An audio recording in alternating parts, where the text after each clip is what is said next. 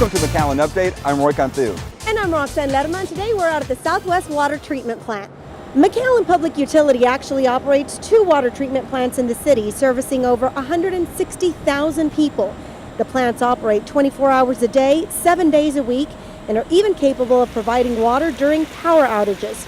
We have the largest water system in the Rio Grande Valley, providing an average of 21 million gallons per day, and our system is recognized by the Texas Commission on Environmental Quality as a superior water system, which is the highest recognition from the state. Speaking of water, the McAllen Convention Center played host to the Water Awareness Summit. Here's Roxanne LERMA with more. Thanks, Roy. And as you mentioned, water conservation has taken center stage here at the McAllen Convention Center, where we're here for the Rio Grande Valley Water Awareness Summit. To tell us a little bit more about that, our very own water education specialist for the city of McAllen, Ms. Hernandez. Thanks for joining us. Thank you. So tell me about the importance of the Water Awareness Summit. Why are we here today? We really want to educate not only here in McAllen, but all of the Valley natives here. We have different companies and entities here. We have TCQ, we have some of the Hidalgo County water districts, Brownsville, all sorts of people are coming here, and we're all coming here to learn not only about what's going on with the drought and any updates, but what's coming up in the near future, like with our weather, with how is the drought is it gonna increase, decrease, and just see what other cities are doing with their conservation practices. As you mentioned, the other cities, regionalization seems to be a big topic here. Why is it so important for us to all work together as a region?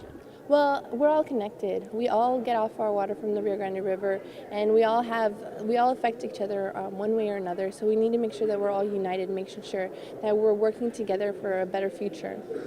What we're also hearing is that every single drop counts, and that we kind of have to start all of this at home. So what do we want to say to our residents? We just want them to be aware of what's going on in their home, check for any leaks, any sort of misuse of water, make sure you're keeping up with the stage 2 requirements. Just become very aware of how your water is going and make sure it's not being wasted. Excellent. Okay, Alondra, thank you so much for joining us. And as she mentioned, everybody needs to do their part because every single drop counts. Roy, now back to you. Thanks, Roxanne. We have some exciting news for McAllen families. The City of McAllen Parks and Recreation Department recently hosted the groundbreaking of the Junior League of McAllen No Boundaries Play Park. The recreational venue will be located at Morris Park. This will be the first playground south of San Antonio designed specifically for children with special needs. The park was made possible by a $75,000 grant awarded to the City of McAllen Parks and Recreation Department through the Junior League of McAllen's Anniversary Fund Grant. The Junior League of McAllen No Boundaries Play Park is just part of a huge renovation taking place at Morris Park. City Commissioner Scott Crane says they have big plans for the area. Right now, workers are busy digging a holding pond for a sprinkler system that'll soon be installed. That holding pond will have fish in there for catch and release for the neighborhood in that area, and it'll have a fountain in there to dress it up a little bit, and then some nice landscaping around the perimeter. That sprinkler system will be fed with irrigation water, so it'll be a lower cost to the citizens. And once that's all in place, then the city will come in and sod it with grass, and hopefully we'll get some nice grass established sometime next summer. Again, this is the first phase to the Morris Park improvements. Commissioner Crane says they hope to add a little more each year until the park is built out to its master plan. In other news, if you've driven past the University of Texas Pan American, you've probably noticed a lot of construction going on. Reporter Jennifer Bergholm has that story. The University of Texas Pan American continues to grow. As well as having a record high enrollment this year, UT Pan American is building new facilities and upgrading current ones throughout campus. Some projects include the $42 million Academic and Performing Arts Center and an academic and administrative building that will house several programs for students. Well, we currently have the academic and administrative building here next to me under construction, and it's scheduled to be finished this summer and fall, ready for August for the fall semester. And we've got down the road on the east side of the campus, we have the Fine Arts project, the Performing Arts Center, under construction. That is scheduled to be completed in October, November of this year, and we hope to have the first performance in December, for the Christmas holidays. Besides the new buildings, UTPA is sprucing up several new structures on campus, including replacing bricks on the facade of the administration tower and remodeling the inside of the Mary Alice Sherry Shivers building. And more construction is on the horizon. Plans are underway to build a new $54 million medical building for the University of Texas Rio Grande Valley, plus a new science building. Oscar Villarreal, UTPA's Director of Facilities Management, says these buildings couldn't have been done without great teamwork. All of these projects, again, would not be able to happen without the help of the support of our administration, of the Board of Regents, of our UT system, and of course of our facilities management team. With all this construction going on, getting around campus can be a bit tricky.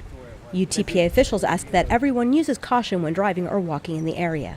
As you can see, there's a lot of activity going on around the campus. And so the things that we would want our community to be mindful of is all the construction traffic, all the heavy equipment that is moving about the campus, and definitely drive defensively as you're moving around, and there's a lot of exciting things to come. I'm Jennifer Bergham reporting for UTPA, McAllen Cable Network, and ExploreMcAllen.com. Construction is expected to last through 2017. In other university news, accompanied by some top-ranking University of Texas system leaders, Dr. Francisco Hernandez was introduced as the founding dean of the medical school at the University of Texas Rio Grande Valley. A big press conference was held at the Regional Academic Health Center in Harlingen. Dr. Hernandez has 30-plus years of psychiatric training under his belt. Several of our McAllen City Commissioners attended the event, and they say Dr. Hernandez is a great fit for UTRGV. It was great. It was great. It's obvious that he has a lot of passion, and that's what it takes in order to take on an endeavor. And he seems to be calm, and he's going to have a big road ahead of him. And so because of that, he needs to stay focused, and he has passion, and his passion will drive him through. Hernandez, 62 and a native of Havana, Cuba, is currently professor and chairman of psychiatry and neurosciences at the University of South Florida College of Medicine in Tampa. Hernandez begins his job in the Valley on April 28th. The McAllen DPS office is back up and running. Roxanne Lerma has the story. Thanks, Roy. And we actually wanted to get an inside look at the big renovation project at DPS. Now to help us out with that, we're joined by Sergeant Johnny Hernandez. Johnny, thanks for being with us. Oh, thank you for inviting. So it's been a while. We actually had our doors closed here in McAllen, and now we've reopened. So tell me a little bit about the new office. And that's correct. It's been closed for practically over a year. We did some major renovations here at this building. We also put a new technology system also in the kids called a queuing system that allows a person to place himself in line, whether with a cell phone or online or a landline. And you can actually don't even have to be present here at the DPS office to place yourself in line. So we're excited about this new system. Actually, when you arrive here at this location, and if you hadn't done it online, when you come here to this, it's called a kiosk system, where all it does is you enter your cell phone, and when you enter your cell phone, you're going to receive a text, and that text is going to tell you your waiting time, so when you can do your transaction here at the McAllen office. And actually, you don't even have to be here. If it tells you it's going to be so long, you can actually leave, and it's still going to tell you, send you text telling you, hey, you got so much time before you can get the next person in line.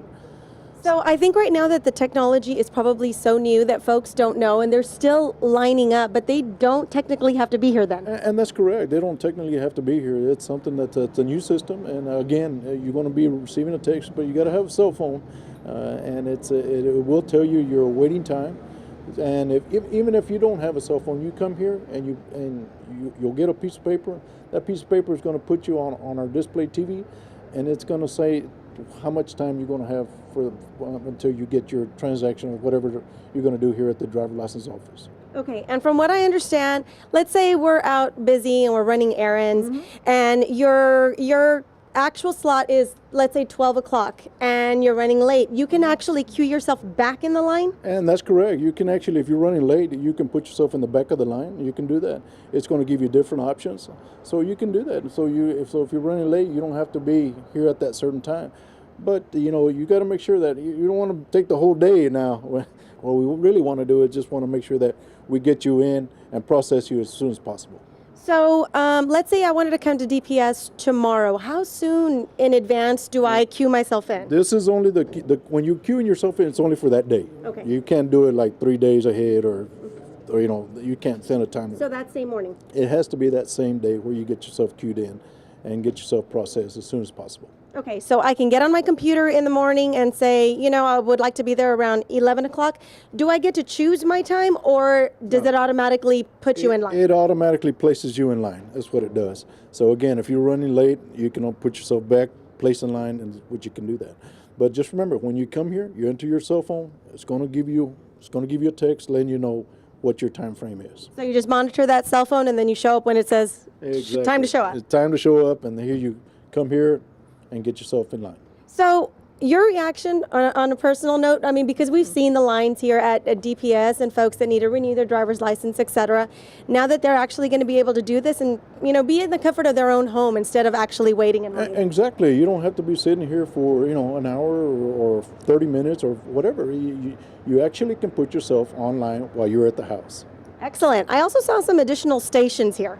Yes, and that's correct. We have 10 stations now here. We can accommodate the customer now with, and hopefully we can have less waiting time too, because they're working very hard right now, and we want to make sure that that DPS provides customer service, and that's what we want to do.